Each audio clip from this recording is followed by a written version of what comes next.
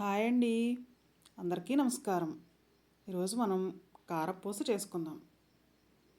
కారపూసని ఇలా చేస్తే బోలు బోలుగా కరకరలాడుతూ టేస్టీగా వస్తాయి. ముందుగా కారపూస చేసుకోవడానికి ఒక గిన్నె తీసుకుని ఒక గ్లాస్ శనగపిండిని జల్లించుకున్నాను. అదే గ్లాస్తో ఒక అర గ్లాసు పొడి బియ్య పిండి వేసుకున్నాను. బియ్యాన్ని శుభ్రంగా కడిగి ఎండబెట్టి పట్టించుకున్న పొడి బియ్య పిండి అర గ్లాసు. పిండిలో రుచికి సరిపడా ఉప్పు, ఒక అర స్పూన్ కారం వేసుకోవాలి. ఒక స్పూన్ వాము కూడా వేసుకున్నాను. శనగపిండితో చేసే ఏ స్నాక్లో అయినా వాము ఎక్కువగా వేసుకుంటే డైజెషన్ ప్రాబ్లమ్స్ ఉండవు. కారపూసలో వాము టేస్ట్ చాలా బాగుంటుంది. ఇవన్నీ పిండికి పట్టేట్టు బాగా కలుపుకొని కొంచెం కొంచెం వాటర్ పోసుకుంటూ పిండిని ఇలా కలుపుకోవాలి. పిండిని కొంచెం సాఫ్ట్గానే కలుపుకోవాలండి, మరీ గట్టిగా కాదు. ఇలా సన్న హోల్స్ ఉన్న కారపూస గిద్దల ప్లేట్ని తీసుకున్నాను. ఈ ప్లేట్కి ఆ గిద్దలకి కూడా ఆయిల్ అప్లై చేసుకోవాలి. ఇలా ఆయిల్ రాసుకోవటం వల్ల మనం పిండి పెట్టినప్పుడు గిద్దలంతా అతుక్కోకుండా ఉంటుంది.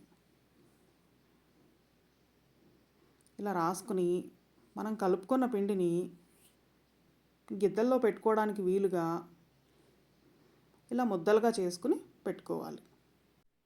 మనం పిండి కలిపేప్పుడు వెన్న కానీ ఆయిల్ కానీ ఏమీ వేసుకోలేదు. అయినా కూడా మనం శనగపిండికి అర గ్లాసే బియ్యపిండి వేసుకున్నాం కదండి, కారపూస చాలా గుల్లగా కరకరలాడుతూ వస్తాయి. ఇలా పిండి పెట్టుకున్నాక స్టవ్ ఆన్ చేసి బాండీ పెట్టుకుని ఆయిల్ బాగా కాగనిచ్చాను. ఆయిల్ బాగా వేడిగా ఉన్నప్పుడే కారపూసని ఒత్తుకోవాలి. ఆయిల్కి సరిపడా మాత్రమే వేసుకోవాలండి, మరీ ఎక్కువగా వేయకూడదు. శనగపిండితో కారపూస అవి చేసుకునేటప్పుడు ఆయిల్ నురుగొచ్చి పొంగుతూ ఉంటుంది. అందుకని మనం కొంచెం బాండీ పెద్దదే పెట్టుకోవాలండి. ఆయిల్ కూడా మరీ ఎక్కువగా పోసుకోకూడదు. ఈ కారపూస వేసుకునేప్పుడు ఆయిల్ బాగా హీట్లో ఉన్నప్పుడు మాత్రమే వేసుకోవాలి. స్టవ్ కూడా హై ఫ్లేమ్లో ఉండాలండి. తక్కువ ఫ్లేమ్లో ఉన్నప్పుడు వేసుకున్న ఆయిల్ కాగకపోయినా కారపూస గుల్లగా రాదు, ఆయిల్ కూడా ఎక్కువ లాగుతుంది. ఇలా బాగా కాలి నురుగు ఆరిపోయిన తర్వాత మనం కారపూస తీసుకోవచ్చు. ఇప్పుడు నురుగు ఆగిపోయింది చూసారండి, బాగా కాలినట్టు. ఇలా రెండు వైపులా కాల్చుకుని తీసుకోవాలి. మళ్ళీ రెండోసారి కారపూస ఒత్తుకునేటప్పుడు ఆయిల్ బాగా హీట్ అయ్యాక మాత్రమే వేసుకోవాలి. ఇలానే మనం కలుపుకున్న పిండి అంతటిని ఒత్తుకోవాలి. ఈసారి ఇలా నేను చెప్పినట్టు ఈ కొలతతో పిండి కలుపుకుని మీరు కూడా కారపూస ట్రై చేయండి. చాలా గుల్లగా బాగా వస్తాయి, క్రిస్పీగా కూడా ఉంటాయండి. 15-20 రోజుల వరకు ఫ్రెష్గా ఉంటాయి మనం ఇలా చేసి పెట్టుకుంటే.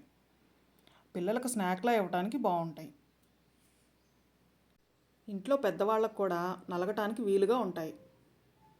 నా వీడియో మీకు నచ్చినట్లయితే లైక్ చేసి, షేర్ చేసి, సబ్స్క్రైబ్ చేయండి. మీరు చేసే ఒక లైక్ నా వీడియో ఎక్కువ మందికి షేర్ అవడానికి యూజ్ అవుతుంది. మీరు కూడా ఇలా కారపూస ట్రై చేసి మీకు ఎలా వచ్చిందో కామెంట్స్లో చెప్పండి. మనం బయట షాప్స్ నుంచి తెచ్చుకునే బదులు ఇలా ఇంట్లోనే చాలా ఈజీగా టేస్టీగా చేసుకోవచ్చండి. Thanks for watching.